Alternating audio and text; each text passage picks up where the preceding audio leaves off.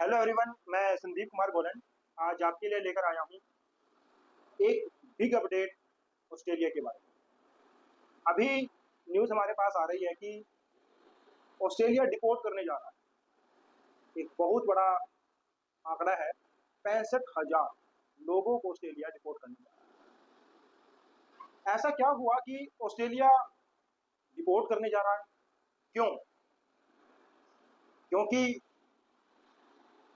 Donald Trump ने शुरुआत की थी, उसके बाद कनाडा ने शुरू किया, कनाडा ने डिपोर्ट किया, उसके बाद यूके ने डिपोर्ट किया और अब अप्रैल 2026 में 15 भारतीयों को डिपोर्ट किया।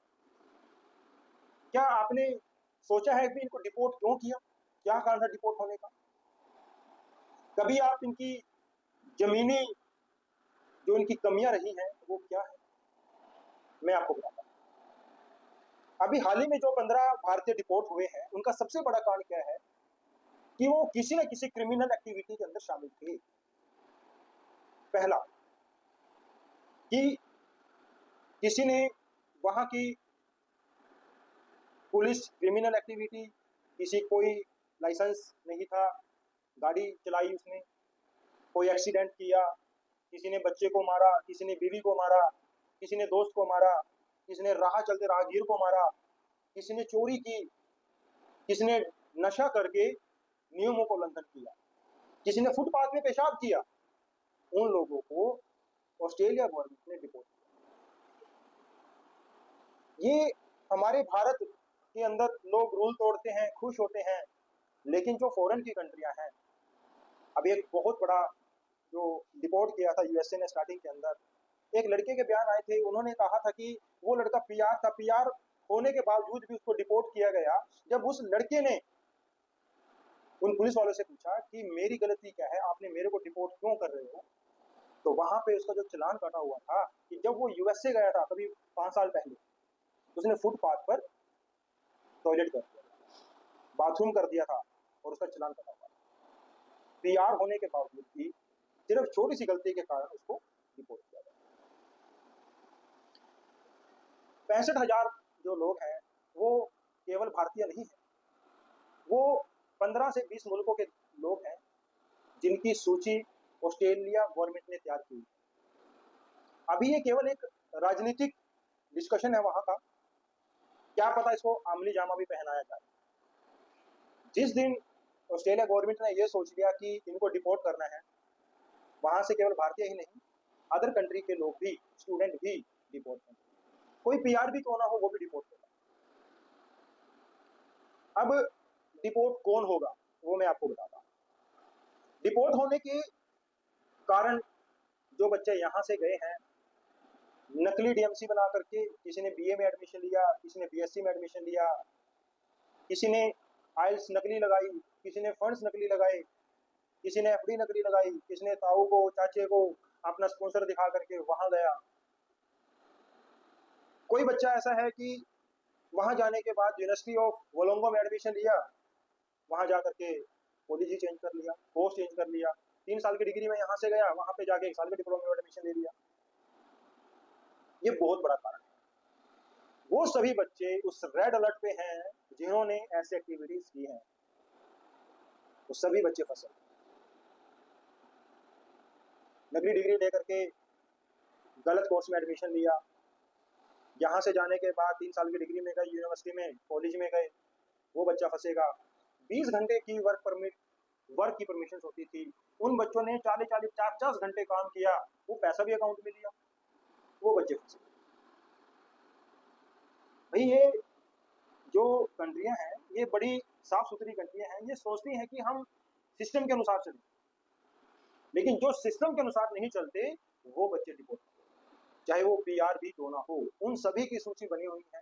वहां पे जो डेटा हैंडलिंग है, आपने सोच लिया भी यहाँ पे हमने तो 10 साल पहले काम किया था, हम कहाँ डिपोर्ट होंगे, लेकिन वहां की जो डेटा हैंडलिंग है वो बड़ी ही जबरदस्त है।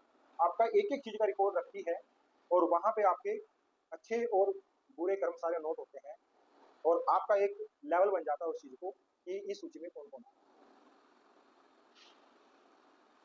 अब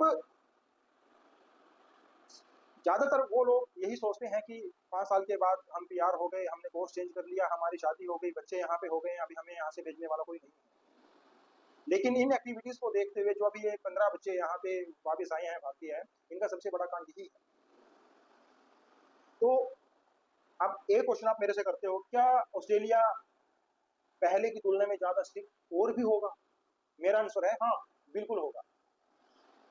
ये बहुत सारे बच्चे ये सोचते हैं कि बड़ी दुख भरी खबर है, लेकिन इसका अपोजिट भी आप सोच के देखो, जो बच्चे जेन्युइन है उनके लिए खुशखबरी भी है कि ऑस्ट्रेलिया सख्त जरूर है, लेकिन जिनके पास पैसा है, अकाउंट में 50 लाख रुपए पड़े हैं, जिस कोर्स में बच्चा जा रहा है उस कोर्स के आपके पास फीस भरने की और लिविंग एक्सपेंस, अगर आपका 2 साल का कोर्स है तो 2 साल की फीस, 2 साल के लिविंग एक्सपेंस आपके पास होना जरूरी है। आपके फंड्स, आप 3 साल के कोर्स में जा रहे हैं, ग्रेजुएशन में जा रहे हैं, तो 3 साल की फीस, 3 साल के आपके लिविंग एक्सपेंस आपके पास फंड्स में होना जरूरी है।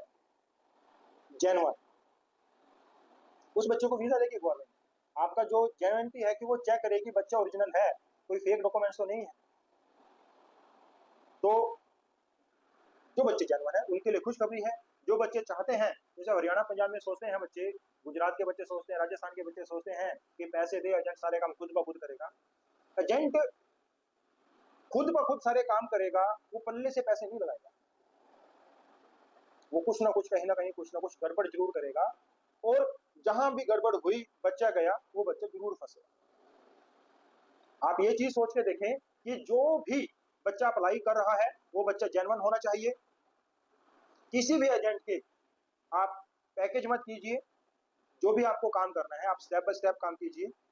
एजेंट को सिर्फ आप सर्विस चार्जेस दीजिए जो भी वो मांगता है, फंड्स आप दो, फीस, ट्यूशन फीस आप भरें। एक तीसरा, एजुकेशन लोन, अगर आप करवा रहे हो तो एजुकेशन लोन करवाइए, जेन्युइन तरीके से आपका लोन होगा, आपको वीजा भी मिलेगा। कुछ लोग लोन लेटर लिए घूमते हैं, वो बच्चे भी फंसेंगे। नकली और जिनका लोन लेटर, वो सारी जितनी भी फाइलें हैं ना पुरानी, ऑस्ट्रेलिया सभी को ओपन करेगा, सभी को फंसाएगा, सभी को वहीं लाके खड़ा कर देगा जो 10 साल पहले यहाँ से गए थे। जेन्युइन बच्चों को कोई प्रॉब्लम नहीं है, किसी भी लेवल पे प्रॉब्लम नहीं है जेन्युइन बच्चों को। जो बच्चा पढ़ने के लिए गया है, अपनी जिस यूनिवर्सिटी में बच्चा जा रहा है वहीं पे एजुकेशन पूरी करता है, वही कोर्स पूरा करता है, through proper channel work permit मिलता है, उसी के अकॉर्डिंगली पैसा अकाउंट में लेता है और उसी के अकॉर्डिंगली काम करता है, उस बच्चे को कोई प्रॉब्लम नहीं है। ऑस्ट्रेलिया पीआर भी देता है उन बच्चों को, लेकिन जो बच्चे सोचते हैं कि हम जाके पीआर लेना, नॉट पॉसिबल। ऐसे बच्चों के लिए पॉसिबल नहीं है कि वो वहां पे टिक पाएंगे। ये तो भूल ही जाओ कि आपको ऑस्ट्रेलिया आगे वीजा देगा। जेन्युइन तरीके से जाओगे तो ऑस्ट्रेलिया आपको वीजा भी देगा, आपको टीआर भी देगा, आपको पीआर भी देगा, हर प्रकार की आपको छूट भी देगा। आपके जितने भी, आप एक क्वेश्चन आपको रहता है कि हम वहां पे जाने के बाद पीआर होंगे। आपका अगर 3 साल का कोर्स है, जिस कोर्स में आपने एडमिशन लिया, एडमिशन लेने के बाद आपने उसी यूनिवर्सिटी में वो कोर्स पूरा किया, आपके सारे पॉइंट्स बनते हैं। जब आप पीआर के लिए अप्लाई करते हो तो वो आपके पॉइंट्स काउंट होते हैं, साथ में आपका वर्क परमिट का जितना भी ड्यूरेशन रहती है वो भी आपकी काउंट होती है। और काउंट होने के बाद जब आप पीआर के लिए अप्लाई करते हो कि आपके अकाउंट्स में कितना पैसा आया, ड्यूरेशन ऑफ आवर्स, वो आपकी चेक की जाती है। तो छोटी छोटी बातों को बड़ा ध्यान रखें, किसी से झगड़ा मत करें, किसी को कुछ आपने छोटा मोटा कोई लोन भी लिया है वो भी आप समय से उसको चुकाएं, आप कोई भी नियमों को उल्लंघन ना करें। उन बच्चों के लिए बहुत बढ़िया कंट्री है। तो जितना भी हमारा एक अच्छा बच्चा है उसके लिए ऑस्ट्रेलिया एक बेहतर कंट्री है। कुछ बच्चों ने ये सोचा कि एसओपी फेक बना के वो कुछ का कुछ दिखा दिया, तो मेरे तो फादर ये करते हैं, मेरे फादर वो करते हैं, जब उनकी आईटीआर देखी वो 2-2 लाख रुपए की बनती है। उन लोगों को भी ऑस्ट्रेलिया पकड़ रहा है, पुरानी फाइलें सारी ओपन कर रहा है, तो वहां पे वो फंसेंगे बच्चे। अब आगे से मैं आपको एक बात और बताना चाहता हूँ कि जो भी बच्चा, आगे जुलाई इंटेक है, जून चला हुआ है, जुलाई इंटेक है, तो सभी बच्चे सतर्क रहें, अपने एजेंटों से बात करें कि जो भी फाइल उन्होंने लगाई है उस फाइल के अंदर डॉक्यूमेंट्स क्या क्या है, आप उनसे पूछिए, आप उनसे देखिए कि मेरे डॉक्यूमेंट्स क्या क्या लगाए हैं।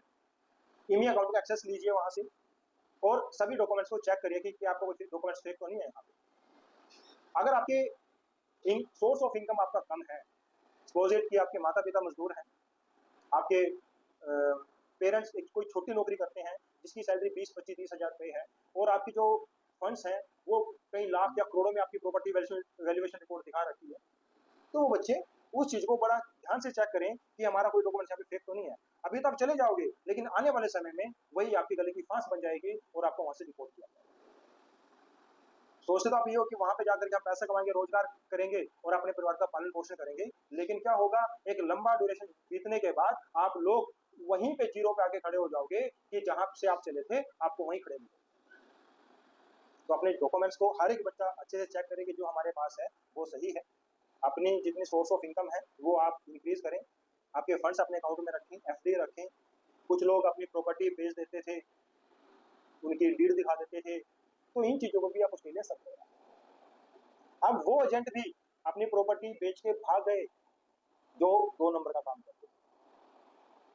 तो सभी बच्चे अपना, पेरेंट्स का अपना खुद का भविष्य आप लोगों के हाथ में है कि इस चीज का बड़ा सोच समझ करके अपना जो नेक्स्ट इनटेक है, जुलाई इनटेक, आप अभी आपकी फाइल पंचिंग में है, जिन बच्चों का प्रोसेस चला हुआ है तो अभी वो फाइलें पंच हो रही हैं और विद इन जिस मंथ उन बच्चों के वीजा भी आ जाएंगे होपफुली। और जो क्लासेस हैं वो आगे जुलाई में, जैसे 15, किसी की 15 से स्टार्ट क्लासेस स्टार्ट है, किसी की 20 से स्टार्ट है, 23 जून से जुलाई से स्टार्ट है, किसी की 4 से स्टार्ट है। उम्मीद करता है कि जो बच्चे जनवन उनके सबके वीजे आ जाएंगे और समय रहते वो वहां पे जाएंगे। तो सभी जो बच्चे मेरे को सुन रहे हैं, आप मेरे को कॉल भी कर सकते हैं, जानकारी चाहिए तो मैं आपको डीपली पौष्टिक जानकारी भी मैं आपको दूंगा। लेकिन कोई भी पैकेज, कोई भी इरेलेवेंट नॉलेज आपको यहाँ से नहीं मिलेगी। जो यूनिवर्सिटीज की गाइडलाइन है, जो एमएससी की गाइडलाइन है, वही बातें आपको बताई जाएंगी ताकि आप अपना और अपने परिवार का जो भी पैसा लगा रहे हो वो सुरक्षित रहे और भविष्य में होने वाला कोई भी आपके ऊपर एक्शन वो गलत ना हो। क्योंकि ये बहुत बड़ी बात होती है कि 10 साल के बाद अगर कोई बच्चा वहां से डिपोर्ट होता है, काम उसका जमा हुआ होता है, वो ड्राइविंग कर रहा है, कुछ भी कर रहा है, 10 साल में बहुत कुछ कर लेता है, अगर उसको डिपोर्ट किया जाता है तो फैमिली, खुद के साथ साथ फैमिली की एक बहुत बड़ी हरासमेंट होती है। तो बिल्कुल भी ना सोचे, जो 65,000 का जो ये बातचीत चली है, ये अभी एक राजनीतिक तौर पर है, अभी तक ये फाइनल नहीं हुआ है, लेकिन संभावना है। और ये केवल भारतीय नहीं है, इसमें लगभग 15 मुल्कों के कैंडिडेट लोग शामिल हैं जिनके ऊपर एक्शन हो सकता है। तो आज जो फाइलें ओपन होगी वो 10 साल पहले बनी थी, 15 साल पहले बनी थी। जो अब फाइलें बन रही हैं ये भी 10-15 साल के बाद ओपन हो सकती है। तो ना तो गलत काम करिए, ना गलत एजेंट के पंगे में फंसिए और ना ही अपना कोई भी किसी भी प्रकार का पैकेज एडवांस मत दीजिए। जो भी करना है अपने उधर डॉक्यूमेंट्स पे करें। एक गुड न्यूज, ऑस्ट्रेलिया ने जो लॉटरी वीजा निकाला हुआ है वो 4 जून से स्टार्ट है और 25 जून तक आप अप्लाई कर सकते हो, मात्र 2,000 रुपये में। आप खुद भी अप्लाई कर सकते हो या मुझसे अप्लाई करवाना है तो आप मेरे को डॉक्यूमेंट शेयर कर सकते हो, मैं भी आपका अप्लाई कर दूंगा। जो फीस $25 फीस है वही फीस आपकी लगेगी, no extra charges. Thank you so much.